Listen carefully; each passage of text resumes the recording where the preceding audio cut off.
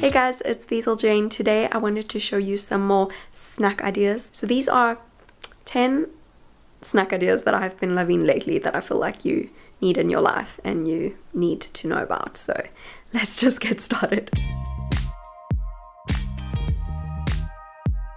This is probably my favorite snack right now. They're really easy to make and healthy and high in protein. They're very low in calories and they taste like chocolate, like a chocolate cake truffle bite. So to start, you will need half a cup of protein powder. I have used the About Time Vey chocolate vegan protein powder, not sponsored by the way. I've used this one because I've checked and it's available in a lot of different countries, even in South Africa. So half a cup of protein powder works out to be 1.5 scoops, using the little scoop that this particular one comes with. You can of course use another protein powder if you want to, but keep in mind that I've used a chocolate flavored sweetened one. I've added that to a mixing bowl with 1/4 cup of almond butter, that's 4 tablespoons, with 2 tablespoons of cocoa powder, 2 tablespoons of pure maple syrup, a pinch of cinnamon, a pinch of sea salt. Then I just mix that all together to get the mixture well blended. And then I add 1 tablespoon of melted coconut oil and mix it again. I add the coconut oil last so that it doesn't start to set before everything is well mixed together.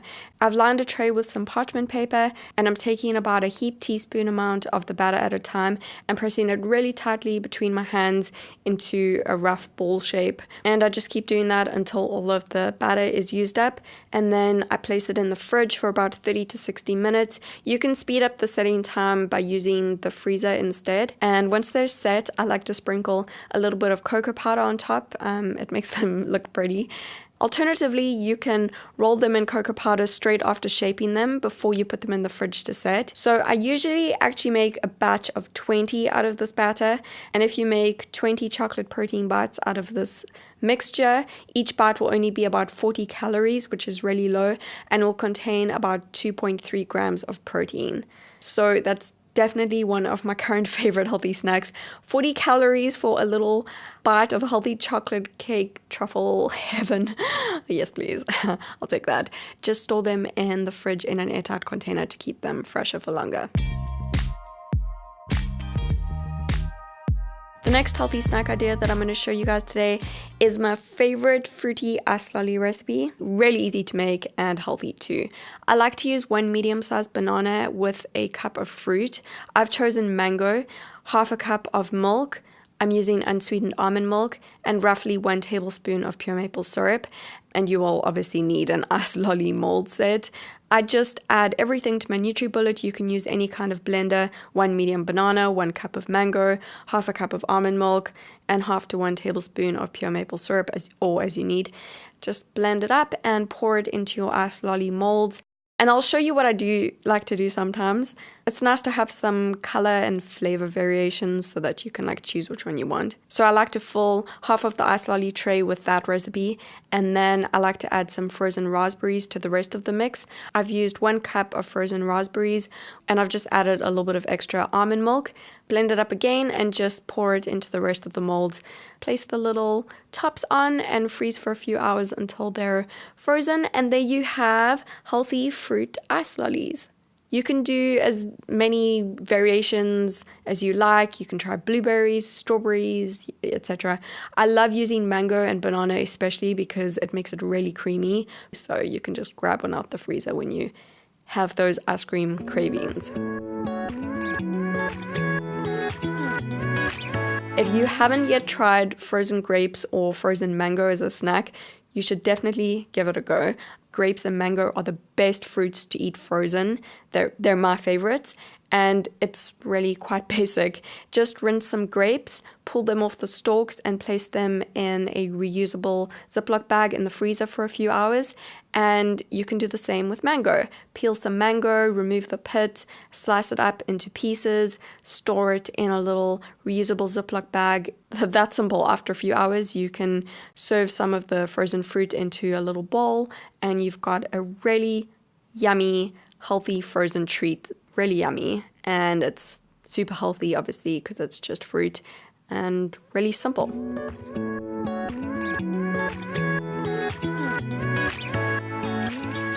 If you love curry or spicy food, then you'll love this one. To start, I just grab a can of chickpeas, rinse and drain them, and add them to a bowl with about 2 teaspoons of curry powder and 1 teaspoon of onion powder. You can also use garlic powder instead of the onion powder, with 1 teaspoon of oil, some sea salt, and some black pepper. Just mix that up really well and add the chickpeas to a baking tray lined with baking paper.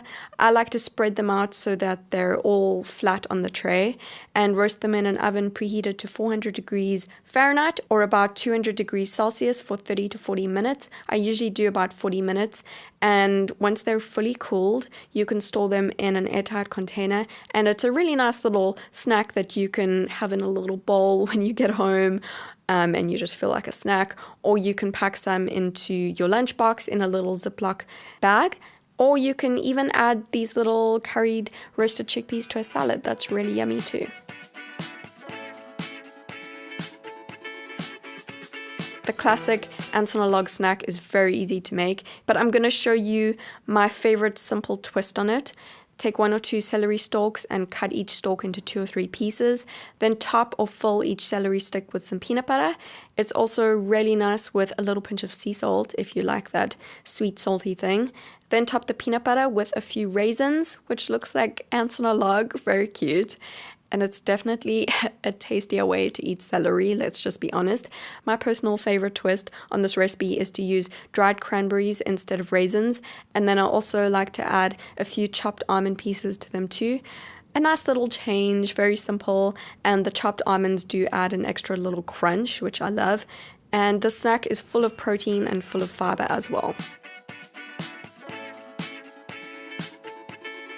I have seriously been loving this one. I've been going through a popcorn craze. This is not real cheese. It's a dairy-free, plant-based option, but seriously, it tastes like cheesy, oniony popcorn. To start, I add 1 tablespoon of melted coconut oil to a pot. Just spread it around to get the entire base of the pot covered. What I do is actually just use a spatula to help spread it out. You can do that if you want. Then I add about a 1/4 cup of popcorn kernels to the pot. That's about 4 tablespoons of kernels. Just toss them around in the pot to get all the kernels covered in coconut oil. Cover the pot with a lid and place it on the stove over a high heat, and wait until there's about a 2 to 4 second break between popping, and then turn the stove off, remove the pot from the stove, and give it a second to cool, and you'll notice a few more will pop. I'm sure you know how to make popcorn. And then serve the popcorn into a bowl. I like to use nutritional yeast for a healthy, dairy-free, cheesy flavor. You can use about 2 tablespoons or as you need. Just sprinkle that on top with 1 teaspoon of onion powder, a little bit of sea salt, and you can add a little pinch of chili powder as well if you want to. I sometimes do that too, just a little pinch. Mix it up a little bit, and there you have yourself some dairy-free, cheesy, oniony flavored popcorn. It's a really nice, healthier alternative to store-bought chips or popcorn. The perfect, healthy movie night snack. I've been making these almond butter cookies for years. They're really simple and easy. To a mixing bowl, I'm adding 1 cup of unsweetened almond butter. You can use any other nut butter like peanut butter if you would prefer that. To that, I'm adding 1/3 of a cup of pure coconut sugar, xylitol sugar crystals if you'd prefer that, with 1/2 a cup of roughly chopped almonds, about 1/4 of a teaspoon of cinnamon, a pinch of sea salt, a teaspoon of vanilla extract, 1 egg, and a tablespoon of melted coconut oil. Mix it up really well until it forms a cookie dough. I've lined a baking tray with some parchment paper, and I'm taking about a tablespoon amount of the cookie batter at a time and pressing it and rolling it together between my hands to make one cookie dough ball at a time. Just keep doing that until all of the cookie dough is used up. You may need a second tray. I usually make 2 trays, as one batter makes about 25 to 35 cookies, depending on what size you choose to make each cookie. I gently press the back of a fork down onto each cookie dough ball to give it a cookie shape. Then you can bake them into an oven preheated to about 360 degrees Fahrenheit or about 180 degrees Celsius for 8 to 12 minutes. Once baked, just leave them to cool fully on the tray before touching them, as they will still be soft when you remove them from the oven. So you need to let them cool to set. After they have cooled fully, you can remove the cookies from the trays and start snacking. These make the perfect, soft, buttery tasting almond butter cookies, totally dairy-free, gluten-free, and refined sugar-free. If you make a batch of 35 cookies, each cookie will be only roughly 65 calories. And be sure to store them in an airtight container to keep them fresh.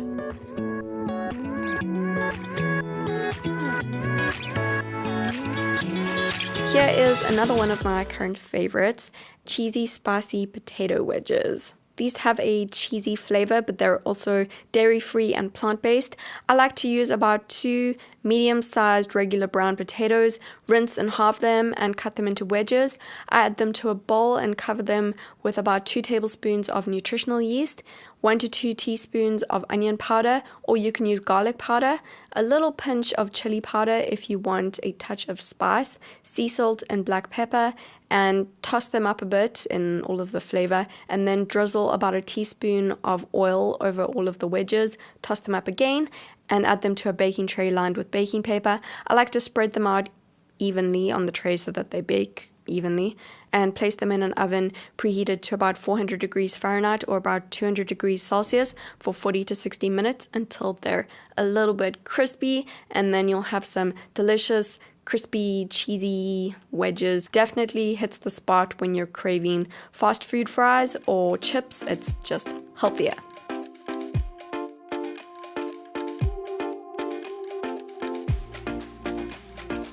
This one is another really easy one. To start, you'll just need an apple. Cut the fruit off the core of the apple and then slice the apple into thin slices. Add the apple slices onto a plate or onto a small platter and spread them out. For the super easy peanut butter drizzle, I have 1 tablespoon of peanut butter in a small bowl. You can use another nut butter if you would prefer that. To that, I add 1 or 2 tablespoons of water and mix it until it becomes more saucy and less pasty. I usually do 2 tablespoons. I like to add a little pinch of cinnamon for some extra flavor. Just use the spoon to drizzle it over the apple slices. And now comes the best part. You can use a lot of different toppings. I like to add a drizzle of pure maple syrup. You can also use honey. Here I'm sprinkling some cocoa nibs on top. You can also use chopped dark chocolate or dark chocolate chips instead of the cocoa nibs. Then I'm adding some dried cranberries. You could also use raisins and some chopped raw almonds. When I was in college, I used to make this all the time as an easy movie night snack when my friends came over, and everybody always loved it.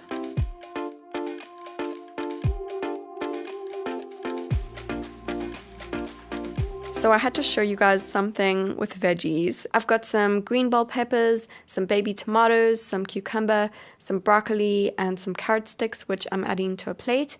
Then I'm adding 1 tablespoon of tahini to a small bowl with a little bit of Dijon mustard. You can do about half to 1 teaspoon of Dijon mustard, depending on how mustardy you like it. Start with less, I'd say, and then add more as you need it. I then add a little squeeze of fresh lemon juice, a little pinch of onion powder, black pepper and sea salt. I just start mixing it up, and then I add about a tablespoon of water. You can add more if you need to make it even more saucy. It's definitely going to add more flavor to your little veggie snack, and it's also going to add some protein and some healthy fats. I'd say my favorite veggies to pair with this dip are cucumber slices and carrot sticks. Thank you so much for watching this video. I really hope that you enjoyed those healthy snack ideas. I hope that you enjoyed them as much as I do, because I love them. Give this video a thumbs up if you did enjoy it, and subscribe to my channel for more videos. Don't forget to turn on the little post notification bell to get notified when I upload, and I will see you guys again very soon.